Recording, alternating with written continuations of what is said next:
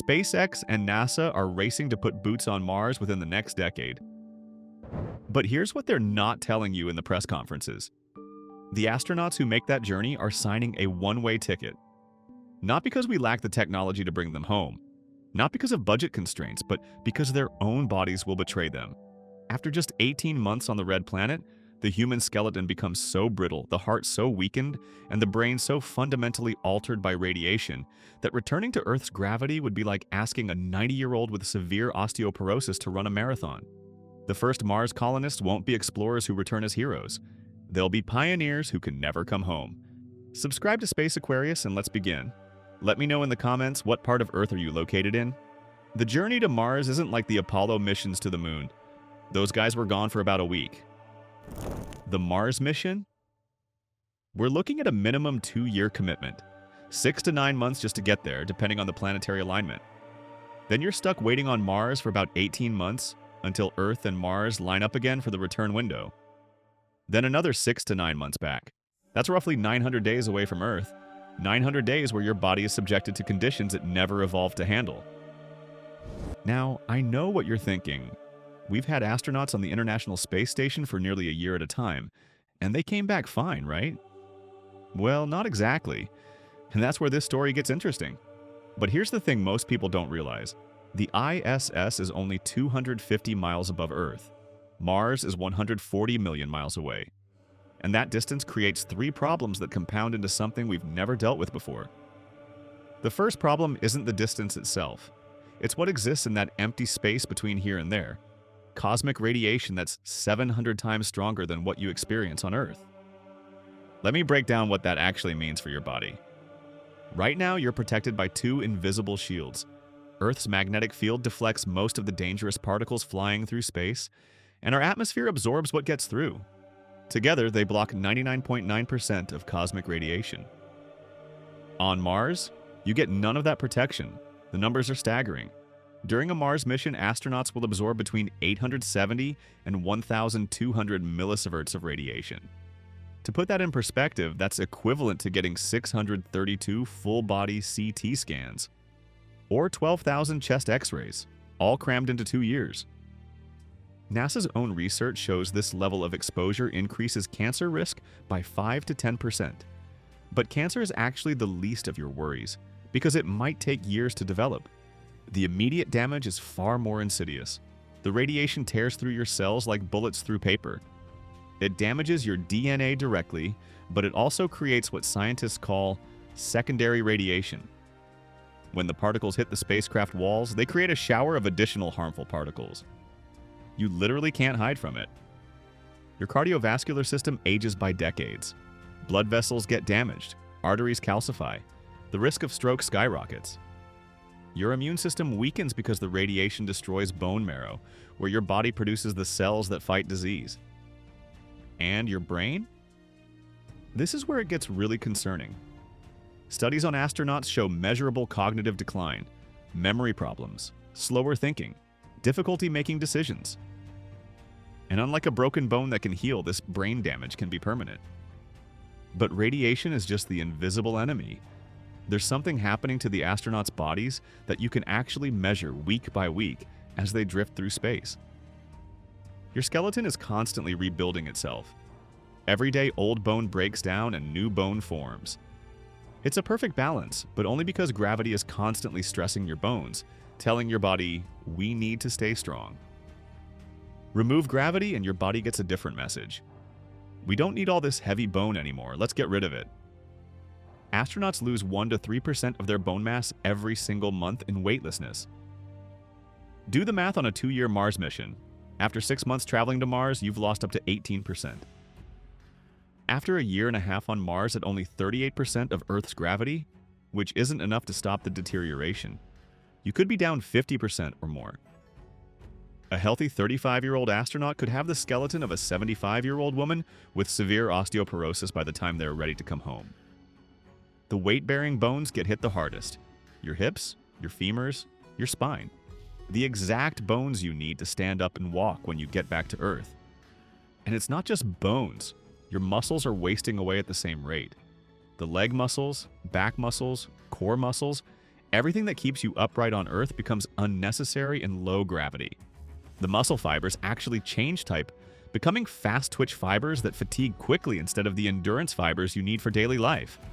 On the ISS, astronauts exercise 2 hours every single day with resistance bands and special treadmills. And they still lose bone and muscle mass.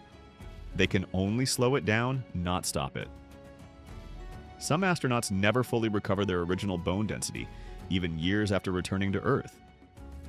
Now imagine you're one of these Mars astronauts. You've spent 9 months in zero gravity getting to Mars. Your bones are already 20 to 25% weaker. Your muscles have atrophied significantly. Then you land on Mars and you're in 38% gravity for 18 months.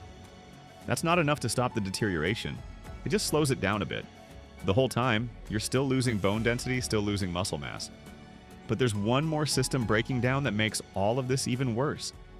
And this one's particularly cruel because it's the muscle you can't exercise. Your heart is a muscle. And just like your other muscles, it adapts to its workload. On Earth, your heart has to work hard to pump blood up to your brain against gravity. That constant effort keeps it strong. In space, that workload disappears. Blood doesn't pool in your legs anymore, it shifts up to your head and chest. Your body interprets this as, we have too much blood, and starts getting rid of it. Blood volume drops by up to 20%. Your heart, now pumping less blood against less resistance, begins to shrink. Studies show astronauts' hearts lose up to 20% of their mass during long missions. It literally becomes smaller and weaker.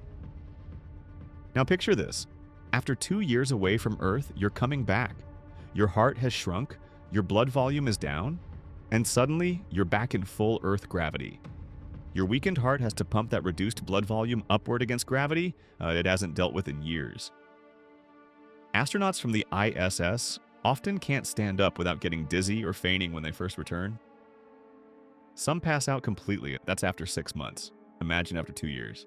So let's put this all together because this is where you see why return might be impossible. You've got an astronaut who's been exposed to radiation equivalent to 632 CT scans. Their cancer risk is elevated, their cardiovascular system has aged decades, and they have measurable brain damage affecting memory and decision-making. Their skeleton has lost 40 to 50% of its density. Their hip bones, leg bones, and spine are as fragile as an elderly person with severe osteoporosis. One wrong move, one fall, and bones could shatter. Their muscles have atrophied to the point where they might not be able to support their own body weight. The muscle fibers have changed type and fatigue quickly. And their heart, the organ they need to survive, has shrunk by 20% and is too weak to effectively pump blood against Earth's gravity. Here's what happens if they try to come back. The return journey is another 6 to 9 months in zero gravity. That's more bone loss, more muscle loss, more heart deterioration. By the time they reach Earth, they're in even worse shape than when they left Mars. Then comes re-entry and landing. The G-forces alone could be dangerous for their weakened cardiovascular system. And then, assuming they survive the landing, they try to stand up in full Earth gravity for the first time in over 2 years. Their heart, now 20% smaller and weaker, struggles to pump blood to their brain. They get dizzy.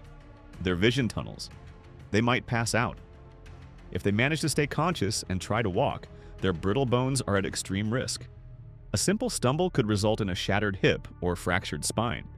Their atrophied muscles can barely support their weight. Physical therapy would take months, possibly years. And some damage, the brain changes, the cardiovascular aging, the bone density loss, might never fully reverse. This brings up something nobody wants to talk about. The ethics of sending people on a mission knowing they might not be able to come back. The astronauts will sign consent forms. They'll know the risks. But what happens when someone has a medical emergency on Mars? What if they change their mind? What if they develop severe depression from the isolation, which NASA's own research shows is a serious risk, and demand to come home? Do they have the right to return even if it might kill them? And what about the children who might be born on Mars? They never consented to anything.